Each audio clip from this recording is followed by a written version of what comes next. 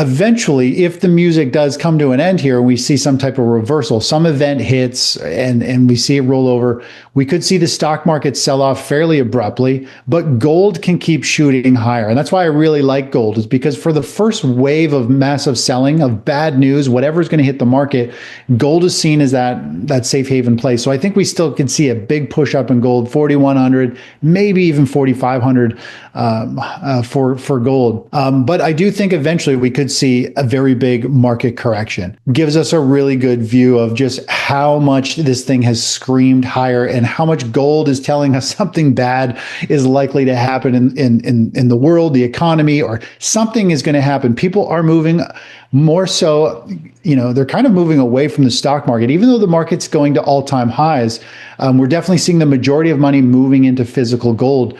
Gold has finally broken out of its long consolidation phase, and the technicals suggest this move is as clean as it gets. Chris Vermeulen, chief market strategist at the Technical Traders, points to Fibonacci extensions as the guide. Right now, gold is tracking almost perfectly, with the next natural upside target sitting around $4,100. If momentum pauses at the 0.618 retracement, history shows it often continues toward a full measured move afterward. In other words, the metal is behaving exactly as the charts say it should. But the technical picture is only half the story. Vermeulen stresses that gold isn't rallying in a vacuum.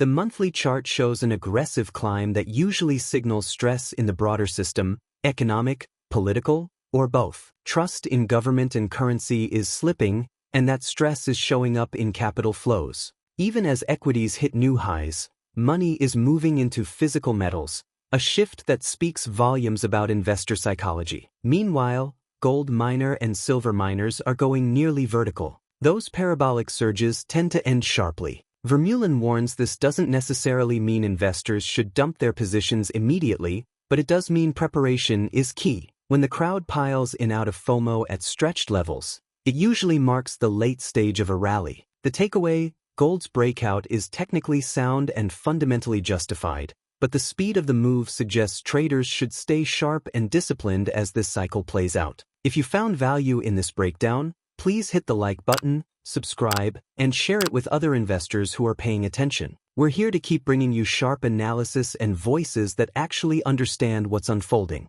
Thanks for watching.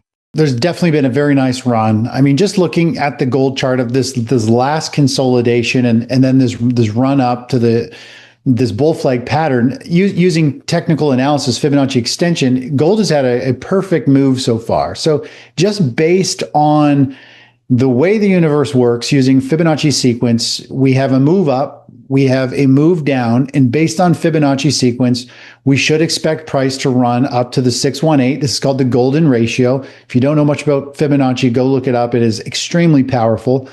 And my general rule is if price pauses at the 618 level, then we almost always go up to the 100% measured move afterwards. So I have about 4,100 as the next upside target for gold. We've had this nice run. You and I actually talked about this level last time we were on.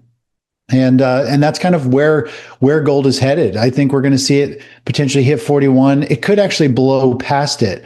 But you make a really good point, David, that, we have seen this massive move in the precious metals space, and the monthly chart gives us a really good view of just how much this thing has screamed higher and how much gold is telling us something bad is likely to happen in the world, the economy, or something is going to happen. People are moving more so, they're kind of moving away from the stock market. Even though the market's going to all-time highs, we're definitely seeing the majority of money moving into physical gold. Ray Dalio was on Diary of a CEO, and he was talking about there's like 5 forces and this 80-year cycle that's at play. And we're coming to this major turning point. We've got internal conflict. We got the left fighting the right in extreme ways.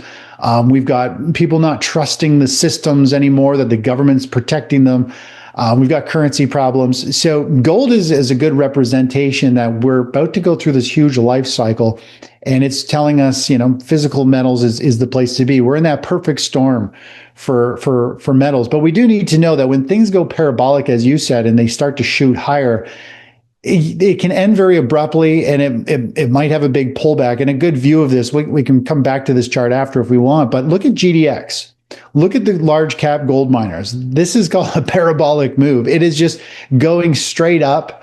If we look at silver miners, we have the monthly chart. They're shooting straight up. And if you notice what happens after every straight up move, usually it ends pretty abruptly. The question is, when is it topping?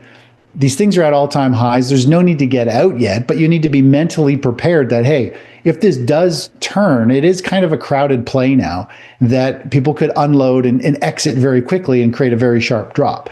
So this is like the bit of the warning sign that when things go straight up, and like I have this huge wave right now of people emailing us and talking about they have FOMO. They want in. They're asking me what stocks and what precious metal ETFs can they buy to take advantage of this. And really, those are the people who aren't in, and now they're willing to pay a premium. They're willing to pay nosebleed pricing, and usually that's a sign we're close to a top.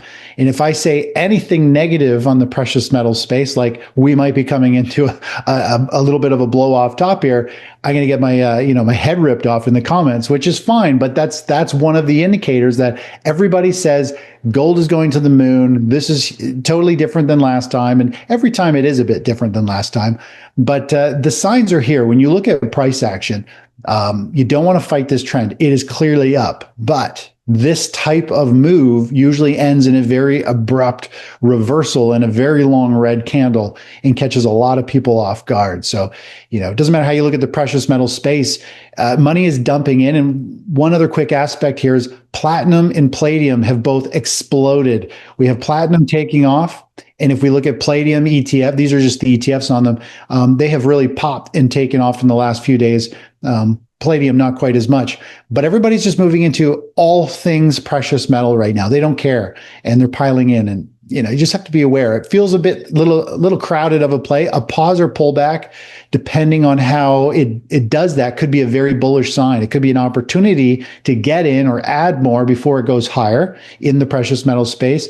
But if it's a reversal type of candle or pattern, you might want to buckle up and protect some profits, because it might actually have a bit of a precipitous unwinding event as well. It could go very parabolic and then kind of trade sideways for a while and build a launch pad. And that's a good thing. If it can do that, that's great. But typically a parabolic move usually represents whoever's going to get into that asset has got sucked in. They got in because of fear of missing out, greed. They want to get in. They want to catch it. Usually the parabolic moves lure everyone in. And so there aren't a lot of buyers. When it does start to reverse down, everybody who's going to get into it has already got in. So it's really just left with all those people now worried they're going to lose money if they hold on to it. And it can hold its ground. It can, but it generally ends in a pretty strong kind of reverse to the downside. Generally, the 150-day moving average is telling us the long-term cycle, the long-term money flows. You want price above it. When price is above it, it means you're in a strong long-term uptrend. There's a big tailwind. And along the way, there'll be a series of rallies and pauses where it rallies up. It gets a little too far above the 150-day. It'll take a bit of a breather. It'll rally back up. It'll take a breather. It'll rally. So you want price above the 150-day moving average. In fact, you want it really above the 50-day as well, the short term. But as an investor, the key is to identify on how long of a picture you want to focus on is when do you decide it is in a new downtrend and to get out. Now, I think gold would have to have a lot of damage to kind of signal we're in a bear market. It's probably going to have to you break below this level or break even below this level before I'd say, hey, gold has put in a massive top. If it sells off and puts in a head and shoulders or a bearish pattern and then starts to break down. So you don't know. A bull and bear market require a lot of time and a lot of price movement to really shift that trend. And I mean, I don't trade so much on the bull and bear market side because there's a lot of volatility in there. I focus on the shorter term daily chart and the 20-day moving average. So the key, though, is just identify the price action. Is price making a series of, on average, higher highs and higher lows? And if it is, then it's in an uptrend. If it starts to make lower highs and lower lows, lower highs and lower lows, then you're in a downtrend. So price is the number one indicator to figure out which way it's going. And then you need position management. If it drops to a certain percentage, you should get out, protect your capital. But really it comes down to price action. And you just have to decide, like, are you like a short-term swing trading strategy? Are you like a position trading strategy, which could last a few months? Or are you a long-term investor really going for that bull or bear market type of trends only? Chris Vermeulen says the market setup today looks strikingly familiar. The S&P 500 is sitting at record highs, gold has broken out decisively, and the dollar is hovering near multi-year lows. In this kind of environment, any major shock that sends equities rolling over could fuel another leg higher for gold. Vermeulen believes targets in the $4,100 to $4,500 range are realistic before a larger correction eventually takes hold. He also points out that while the dollar looks weak now, history shows it often rallies hardest during crises. No matter how disliked the dollar may be globally, panic almost always drives money back into it as the ultimate safe haven. For Canadian investors in particular, this can be a significant advantage. Holding US dollars provides protection when volatility strikes. Vermeulen notes that precious metals have a pattern of outperforming just before major stock market tops. At the same time, the current phase of the business cycle is marked by an innovation wave fueled by AI enthusiasm, with mega-cap tech stocks driving the indexes higher. His takeaway is clear: gold still has room to run as insurance, the dollar could deliver a surprise rebound in chaos, and equities are looking stretched at the top. Let's get back to the interview. 2007, the stock market topped. We saw the candlestick chart in the background. That's the S&P 500. And I've drawn lines to where the stock market put in a top. Gold was screaming higher. And we have the stock market at all-time highs right now. Gold is screaming higher on our current chart where we are.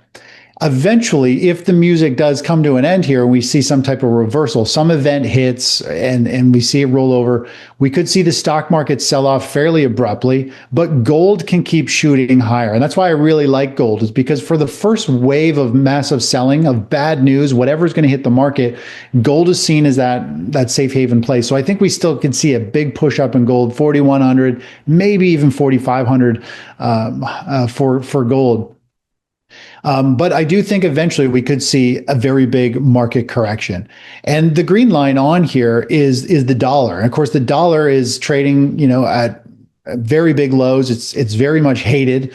It's the same where we are right now. We've got the dollar trading down. Nobody likes it. Everybody thinks it's going to be worthless. But I think somebody told me yesterday or this morning actually about, I think the administration was talking about, they gave like the green light for World War III, which I'm not caught up on that, but they were saying how it could spark the dollar to become very strong. And the dollar has put in a very strong bounce and rally, especially if you're a Canadian investor. It's looking pretty good for a Canadian investor that the dollar is going to strengthen, the Canadian dollar is going to weaken. So you want to hold US dollars. But anyway, we could see in chaos, in difficult times, the US dollar does tend to rally. The US is still a powerhouse, and the dollar seems to shine when there is massive uncertainty. So, I mean, when you look at it in a nutshell, when gold is outperforming, just like you mentioned, in fact, our infographic shows here, precious metals tend to perform the best right near a major stock market top. And that's what we're seeing. And even if we look at the business cycle, which this is where I think we're coming into a big, some type of weak economic cycle, something I think is going to hit that causes a problem. We're in this innovation and adaptation phase. The innovation right now is AI. And AI just happens to be the largest tech companies dragging the indices higher and making it look like this market's really strong. And this usually happens just, right near a major stock market top. And a good example of this, David, is if we take a look at the IWM. If we take a look at the IWM, this is the small caps. They are testing and trading right up near all-time highs. We're putting in potentially a triple top for the majority of stocks.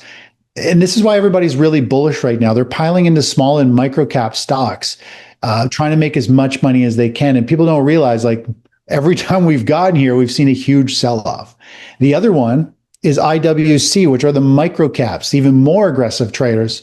It is coming right up into a significant resistance area from 2021, when everybody else was piling into all these to make as much as they can. Like, aggressive traders are moving into these. It's not a bad thing. I mean, people want to move to where the money is, but we also need to know it is running into resistance. And if we look at the equal weighted S&P 500, which is the That is the RSP ETF. So this is the S&P 500 without the big tech heavyweights. We're kind of pushing in. Let me just zoom out a bit here. We're pushing right back into these highs that we saw just earlier this year. Let me just zoom in, and it's starting to look like it's stalling out. So the majority of stocks are slamming into resistance, and everyone is really bullish. They feel like the market's going to scream higher. That's usually a warning sign. And when we look at the VIX is trading very low. I'll go back to the daily chart here. If we look at the VIX, when the VIX is low, it's time to go. There's not a lot of fear in the market. And the biggest thing right now is a short-term indicator is the put-call ratio. Now, the put-call ratio, this looks like a noisy, messy chart. People are like, how do you even look at that? The key for this really is just to look at the 5-day moving average. Whenever the 5-day moving average gets down to this lower level, and it's actually much lower than it typically gets, that's telling us a lot of people are buying call options. They are betting and using leverage for higher pricing. And that's what everybody's positioned for right now. And it's a contrarian indicator. When everybody's long all the aggressive stuff, now they're buying options on it. Usually we're going to see some type of bit of a pullback. And that's what I think we started to see yesterday. I think we hit that FOMO extreme. Everybody just who couldn't handle missing out on the rally for metals and the stock market got in yesterday. And I think the big institutional players, they started to sell into it. They're like, okay, we just hit that threshold. Let's start to sell into these people who feel like they have to get in. And these indicators tell us we should expect some short-term weakness in the market. I think gold has more upside. Believe it or not, the charts of silver and gold have roughly the same upside potential. So I would naturally go say we'll trade gold because it has a higher probability of hitting it and it has less volatility, meaning you don't have to ride quite the roller coaster, which means you can put more money to work. You can make the same amount of money as silver, more or less. People don't want to hear that. They naturally think silver outperforms dramatically, but really this year, silver has only outperformed gold really just like 8 or 9%. And it has been a hell of a roller coaster ride if you hold silver. So gold to me has got the most. I think it's got 15 to maybe even 30% upside from where we are right now. The stock market, I think it might continue to grind a little higher if the big techs can keep dragging it up. But small caps, mid caps, more or less equal weighted stocks have all hit resistance. So it needs to be the large tech that drag the markets higher. And, they're not showing the strongest kind of sign right now. When we look at the MAGS ETF, let me see here. The MAG ETF is clearly in an uptrend, but it is actually showing a little bit of weakness, short-term weakness that it might want to pull back a little bit. So I think gold, physical gold or a physical gold ETF is the play. And that's where the opportunity I think lies right now. Yeah, the ceiling for gold, the next level is about 4,100, 4,080, 4,100. So that's kind of where we should be looking for that next upside target.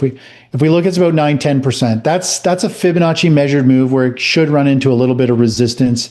But what happens in this market environment, which when we look at 2007, the comparison, this is where gold could not only hit that target, but blast past it another 15-20% or so. So I do think, that is the gold target, 4,100, but we could have a parabolic move where more people pile in and it shoots higher. And that'll be money probably flowing out of the stock market. We'll probably see stocks falling, and that fuels gold even more. Because first of all, gold's on fire. If the stock market starts to fall, people now don't have to split their money between stocks and gold. They're like, get me out of stocks and I'll put it all in gold. So that first initial big bout of selling in the stock market, that fear generally shifts all that money and dumps it into gold. And that's what gives that final blow off phase for gold. That's when you need to be aware we might see like a sharp reversal. But I still think there's quite a bit of upside in the precious metal space for gold, silver, and miners. I don't think I'm not saying it's topping right now. I'm just saying we're getting into this stage where it's very favorable. It could keep moving fast, but you just need to have a game plan for when we hit these capitulation levels. Locking in some partial profits isn't a bad idea. Yeah, when we look at the equities market, so the S&P 500 for an upside target, I mean, if we were to look at big picture analysis similar to Gold, if we were to look at the really big pictures, there's still quite a bit of potential upside on the S&P 500. Now, this is showing we could see this is the SPY ETF, which I probably should have used the futures. But overall, if we were to just zoom in on the price action here, you can see there's an upside target around 680 SPY. So this target is showing us we've got about 3% upside. And this is based off let me just get this back down here. This is based off a very significant low back in the 2022 kind of market bottom, 2023 little pullback here. Based on this, there's about 3% upside, not a whole lot, which is why I like gold. Unfolding market signals are painting a picture of transition. Precious metals are drawing strength not just from chart patterns but from growing unease beneath the surface of the financial system.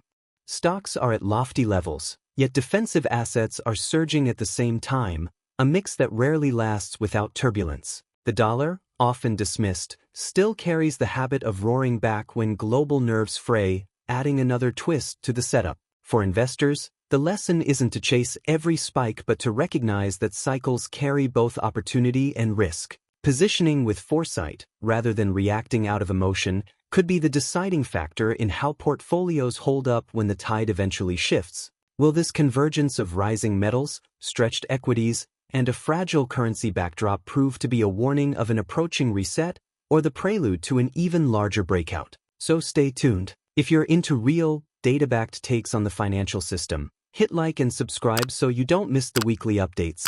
Thank you for the support, and I hope you enjoy the video.